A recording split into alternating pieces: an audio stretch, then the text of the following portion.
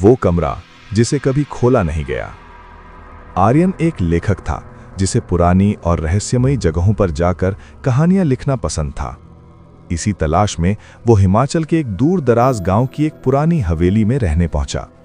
गांव वालों ने उसे चेतावनी दी थी, हवेली के बाकी कमरों में रहो, लेकिन ऊपर वाली मंजिल के आखिरी कोने वाले कमरे को कभी मत खोलना।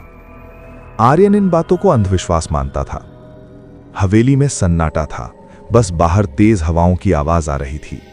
आधी रात को अचानक आर्यन को किसी के चलने की आवाज सुनाई दी। ठक ठक ठक। आवाज ठीक उसी बंद कमरे के अंदर से आ रही थी। आर्यन उठ बैठा। उसने सोचा शायद कोई चूहा होगा। रात के 2 बजे थे। आर्यन अपनी डायरी लिख रहा था, तभी उसे एक धीमी आवाज सुनाई दी, जैसे कोई सिसकियां भर रहा हो। वो आवाज साफ तौर पर उसी कोने वाले कमरे से आ रही थी।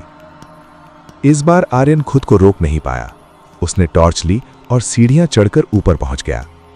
कमरे के दरवाजे पर एक पुराना जंग लगा हुआ ताला लटका था। जैसे ही आर्यन दरवाजे के पास पहुंचा, रोने की आवाज बंद हो गई। उसने ताले को छुआ तो वो बर्फ जैसा ठंडा था। अचानक अंदर से किसी ने जोर से दरवाजा खटखटाया। खोलो, मुझे बहुत ठंड लग रही है, एक बच्चे की कांपती हुई आवाज। आर्यन घबरा गया। उसने सोचा कोई बच्चा अंदर फंस गया है। उसने पास पड़ा एक लोहे का डंडा उठाया और ताला तोड़ दिया। जैसे ही दरवाजा खुला, अंदर सिवाय धूल और मकड़ी के जालों के कुछ नहीं था। कमरा सालों से बंद पड़ा था। जैसे ही आर्यन मुड़ने लगा, उसने देखा कि धूल भरी जमीन पर किसी के पैरों के निशान बन रहे थे, छोटे बच्चों के पैर, लेकिन वहां कोई था ही नहीं। अचानक उसके कान के पास वही आवाज गूंजी, लेकिन इस बार वो बहुत ठंडी और डरावनी थी। तुमने दरवाजा खोल दिया, अब मैं तुम्हारे साथ घर चलूंगी। आर्यन ने टॉर्च जमीन पर गिरा दी।